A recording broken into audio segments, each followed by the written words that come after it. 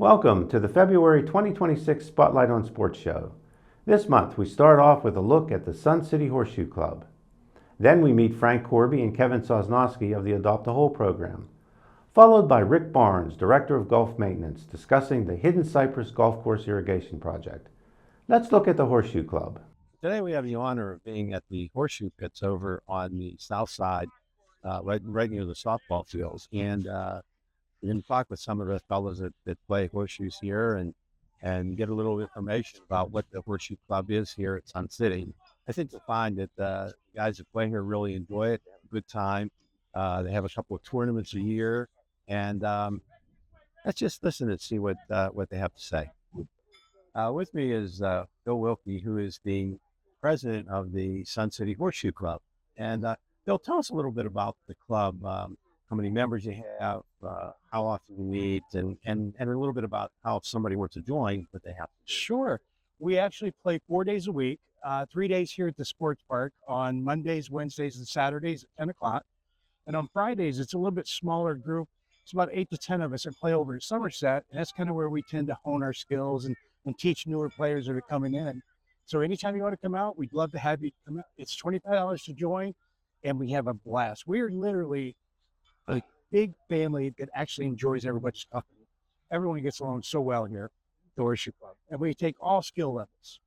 Do you have, like at the end of the season, do you have a championship tournament or anything like that? Actually, we do 2 tournaments a year. We do one in the spring and one in the fall, and it's a little bit of we do ratings so everybody can determine where they kind of rank, and then we'll take the top players, get matched with the top players, and we actually play 2 sets of tournaments, and then the winner of each will play each other for the championship at the end.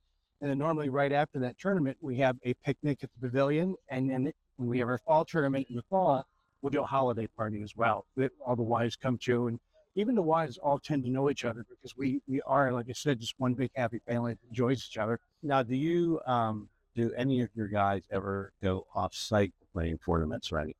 We have not, and we've actually been looking for that. We have a member who was here last year, just moved into Margaritaville, and they have a couple pits there. So he's trying to organize the teams over there so we can actually bring more of our teams over to play against Margaritaville. So that is in the works. Hopefully one of these days we'll be able to do it. Well, great. We really appreciate you being with us. And as a little side note, it's his birthday today.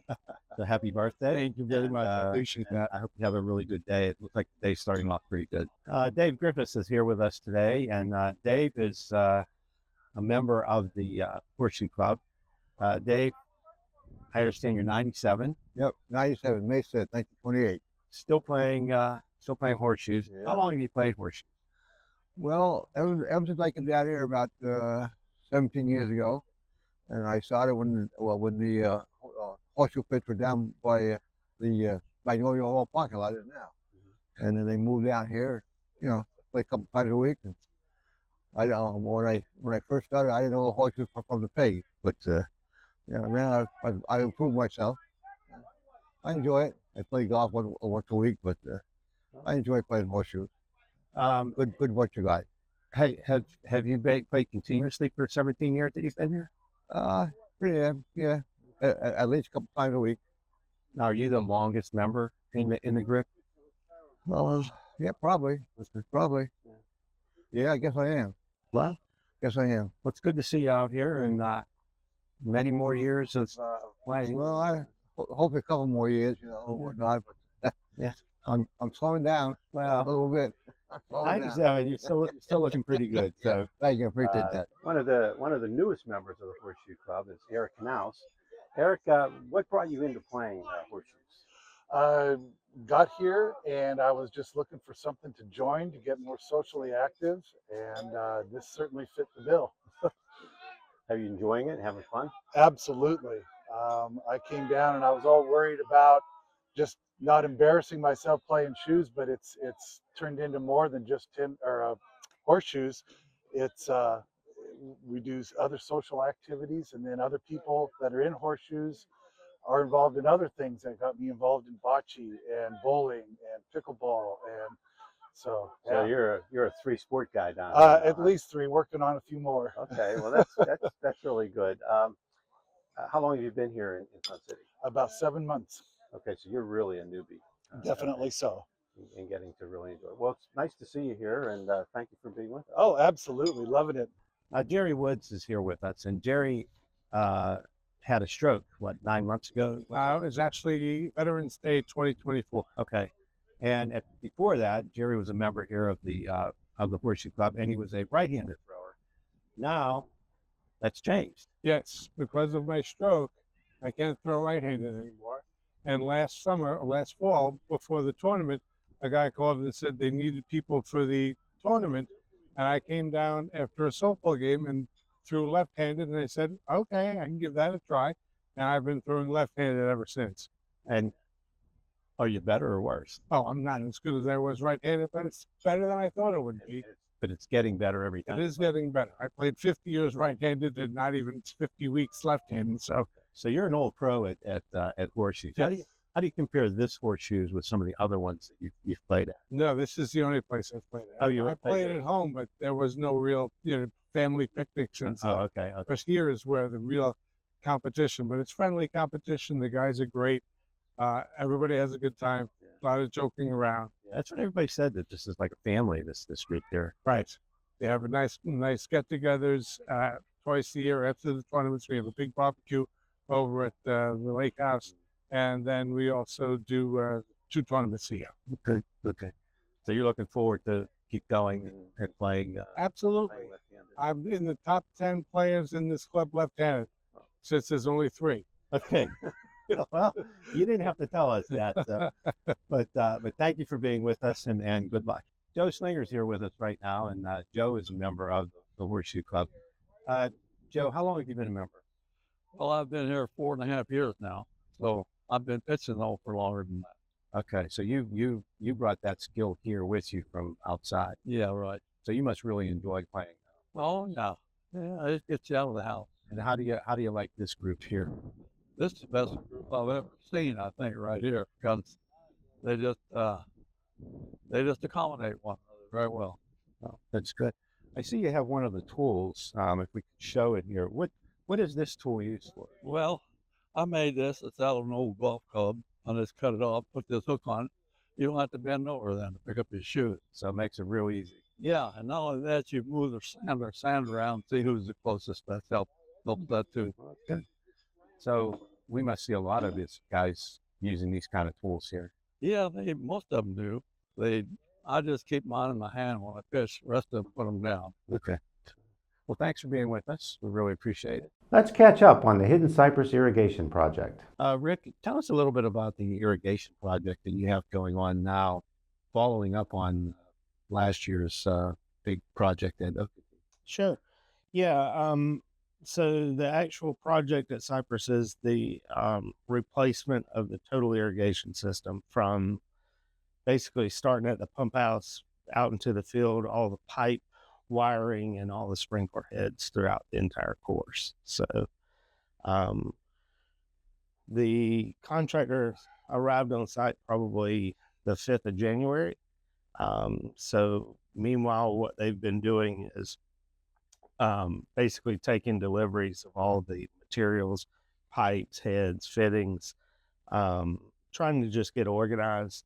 They've been out for probably the last 2 weeks doing what's called fusing pipe, because with this pipe being an HDPE pipe and not PVC, it's actually, they call it fusing, but it's almost like welding the plastic pipe together, because you really don't have fittings on the main lines or anywhere like that. So like I said, they've spent the last 2 weeks fusing pipes, just doing, I think it's 800-foot runs of pipe on each hole, and then just prep it.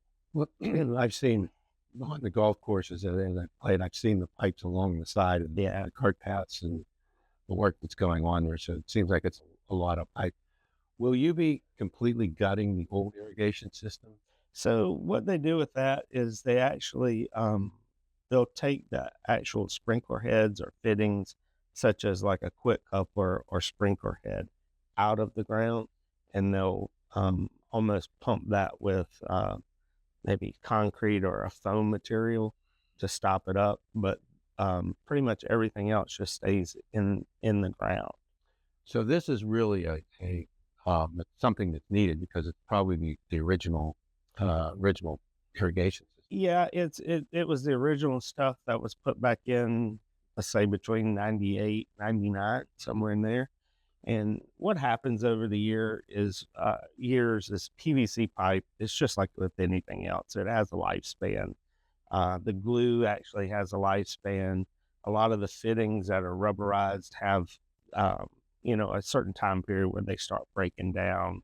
The glue breaks down to where it doesn't adhere anymore. The irrigation is kind of disruptive. So you obviously don't want to go out there and plant everything and redo everything and then come through and plow it up. So it's sort of the step one, if you will, of the process. And but some things that we have to kind of do in conjunction with that, thinking ahead, is planning the route of our pipe, the depth of our pipe. So when we do come back and do additional renovation stuff, whether it be drainage or anything like that, to make sure that our piping is at a depth where we're not going to interfere with it if we're doing drainage in that area. So this is just kind of the route, the phases that we've chose to go. How long do you think the project's going to take? It's slated right now to be done the 1st of June. A big portion of this project is the boring, and the boring is actually where we can get the piping maybe from one side of the wetland to the other, or from one side of the road to the other at the crossing. I believe there's 23 or 24 bores on this, which is, I think Oakity we had 12. So it's a considerable more. Yeah. Because with our holes, they interact with the roads and the neighborhoods a lot more. Brilliant. So that is probably one of the longer processes of everything. So as you came in today, a lot of the equipment, the boring equipment, was dropped off yesterday.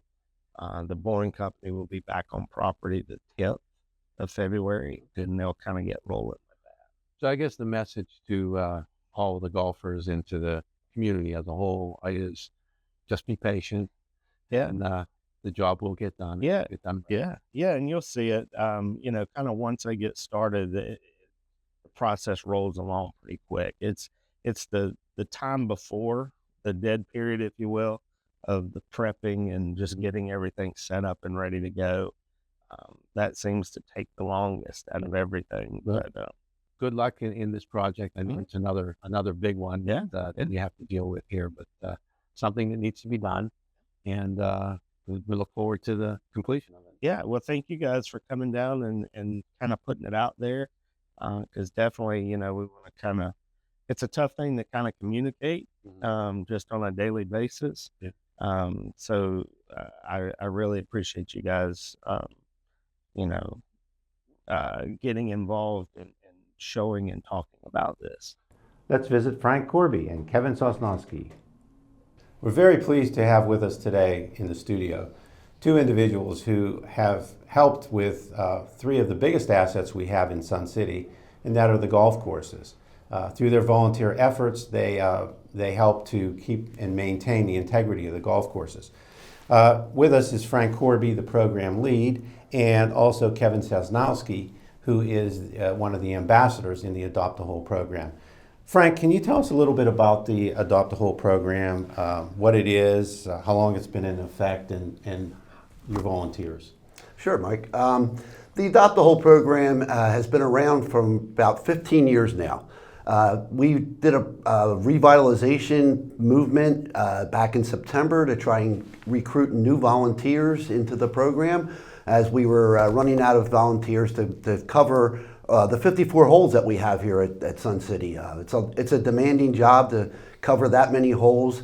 Currently, we have approximately 65 volunteers, myself, 5 captains, which I would like to acknowledge right now, and that includes Bob Garino over at Hidden Cypress, Chuck Cornelius at Hidden Cypress, Walt Widget at Oakity, and then we have Wayne and Ellen Chester up at Argent Lakes, and Kathy Bounds at Argent Lakes. We currently have an opening at OKT, so if anyone's interested in becoming a captain in the Adopt a Hole program, please contact me and I will gladly meet with you and discuss what the requirements are.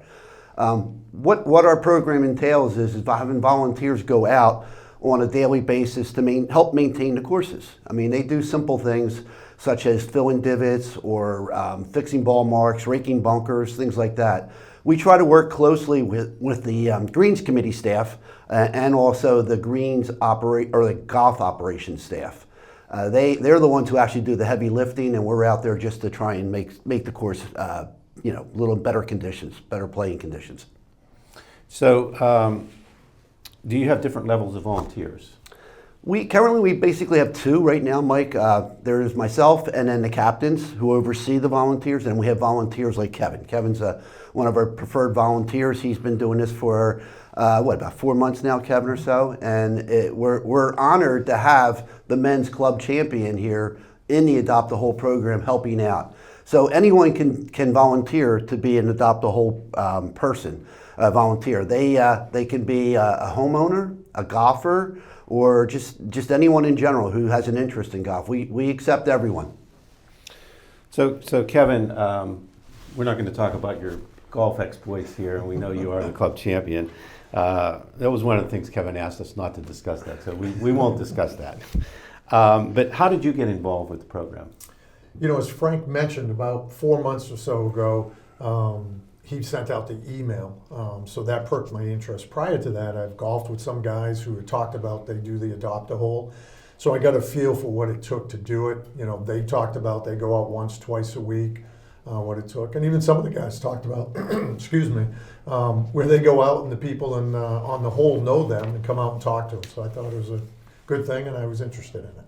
What's a normal day for you when you go out to volunteer? Sure. What I try to do is get out there once a week. For me, that typically is a Saturday or Sunday because they're not days I golf. I try to get out there at the end of the day when most of the people are done golfing. So right now, based on the winter, I try to get out there around 4 o'clock, sunset type. When I go out there, I've got a bucket full of sand. I go to the tee box, I check out for broken tees, any type of divots, and repair those if needed.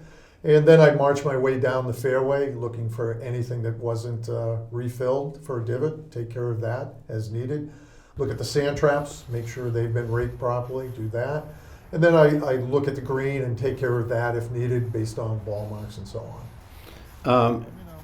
Is there anything that surprises you by this job? Do you like go through it and you think to yourself, wow, why did they do this? Or are there any surprises as you go through it? To be honest, the surprise I had is how good our fellow members take care of the course. I expected to come out there and really have to do a lot of work. Simple example on the tee box, you break a tee. I expected people just leaving them. I really find nothing. So people put them in the markers there. Even, divots are filled at a very high rate. I'd say 90% of the divots are filled in. I'm touching up stuff like that. And even sand traps, everything, I've been very surprised, happily surprised. And that's why it only takes me 30 minutes or so, a little more maybe, to do stuff, because stuff is really done well by the members. So you're out there just as it's getting dark. Yeah, I try to, get out there, and a couple times I've had people that are still golfing at that time, and I'll just tell them, hey, when I see you, I'll get to the side of the hole and let you play through. But normally I'm just trying to get out there before the dusk, and I know there's no one playing. We have some of the videos, the vignettes that the golf committee did to try to help the golfers know how to do the different types of repair work that they should be doing when they're on the golf course. And we'll show a little bit of those here as we finish our discussion.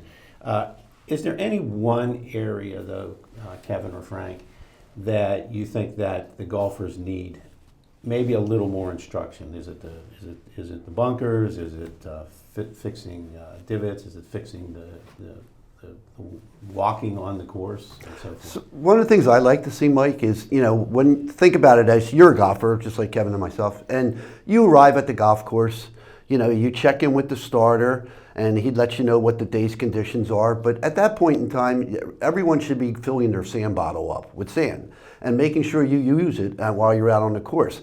I can't tell you how many times I've gone out there and had to refill the bottle after 9 holes. But I mean, ultimately, we'd like to see people do that simple task of filling their divots. The more education we can get out there and inform the community about it, the better off we'll be. Like Kevin was alluding to, that he sees a lot of divots repaired, but there's still numerous out there that have to be completed. And one thing to remind everyone is these are our golf courses. Troon does not own them, we own them.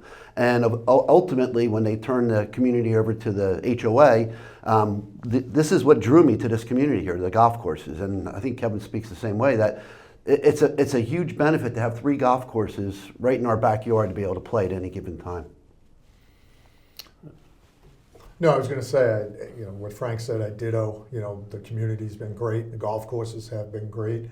I think my one advice to some people to the sand is, you don't need to fill any divot to the top. It's, you don't need 2 inches of sand, 1 inch of sand, just a little coating, and that's going to grow it in. So I think some people are like, I got to fill it all the way in. I don't think you need to do that. That's a good piece of advice, because I've noticed that myself out there, where it's almost a mound that people are putting on there, and and then I wonder, like, I just put a little bit on. Am I wrong? Should I be putting it's more? It's like putting fertilizer down, right? You don't stack it up. You spread the seed, or a seed. Yeah. So, that. One of the things that I've noticed, and I don't know if you see this also, is, and I didn't think this was possible, but because of the soft spikes, but I noticed more lately. I've been noticing more of the spike marks, or do you see a lot of that, and do you have any advice for golfers as far as trying to keep that down? I notice a lot of it around the hole. Well, I think it's time of day, right? More play. I think sometimes, honestly, people drag their feet a little bit by just the way they walk, or mistake.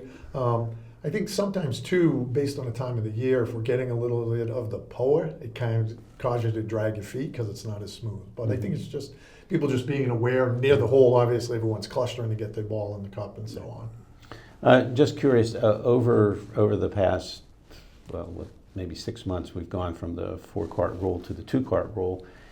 And you probably have not been involved that long with the Adopt the Hole program, but have you seen a change in the golf course based on that, or is it too early to kind of tell at this point? I think it took a few weeks for people to adjust to it, Mike. I think it's commonplace now. Everybody just knows that, hey, okay, what's your tee time? I'm gonna have to team up with you. We're gonna jump. You want to throw your bag on my cart, or should I throw my bag on your cart? And it's back to where it was before COVID, so it's something that was kind of delayed in happening, and I'm glad to see it's back, because one of the benefits of golf is the social aspect. Yes, exactly. Exactly. Yeah. So, having a chance to talk with your fellow golfer while you're driving down the fairway, and it's a huge benefit. Yeah. And I can't believe over the long run it's not a benefit to the golf courses. Half the amount of traffic on a course. That's the same thing that I think too. It's just it would help the courses. Do you have any closing remarks, Frank, that you'd like to offer as far as maybe recruiting some more people for the program? And so, thank you for asking, Mike. One of my goals for 2026 is recruitment and recognition. As I had said before, we have about 65 volunteers right now. We're probably 25 volunteers short. So we're looking to recruit additional volunteers. Captains will work with you and explain what has to be done. We'll get you your Adopt the Hole flag so you can go out there on the course at night like Kevin does, or even early in the morning, whatever your choosing is. But we really need more bodies. And think of it this way. There's 54 holes, 65 volunteers barely covers 1 volunteer per hole. Mike, you've played par 5s at Hidden Cypress. You know how big that hole is, and having one person trying to cover that entire hole, it's very difficult. So if we can have 2 or 3 volunteers on the par 5s, it eases the burden on the volunteers. The less time they have to spend out there, and we can have more people actually on the course working it. So that's huge for us. Okay, and for people to get into the program, they should contact you, Frank? Yeah, they can actually go out on our website, and there's a link right there. It says click to volunteer. The Adopt the Hole volunteer website is located off of the Greens Committee website. So you have to go through the Greens Committee, and there's a link from there.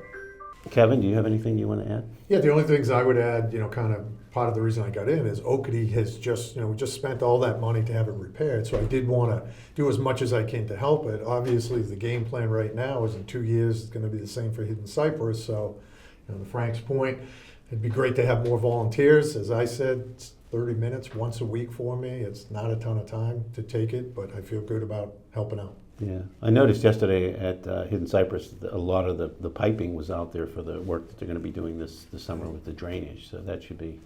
So yeah, they're doing irrigation actually, Mike, not Yeah, drainage. irrigation. They're putting new irrigation in, and the board approved that early, which is great. So the hope is that the revitalization of the whole entire course at Hidden Cypress will happen a year earlier than expected. So cross your fingers, but it'll be welcome for sure. Yeah. Well, I think at Oakity too, we have to be patient to let it grow in over the winter months, and it takes a while for all that to grow. We know that from our own yards, to how it takes grass to grow. So there are many ways to remove the ball from the cup, but not many ways that do not cause damage to the hole.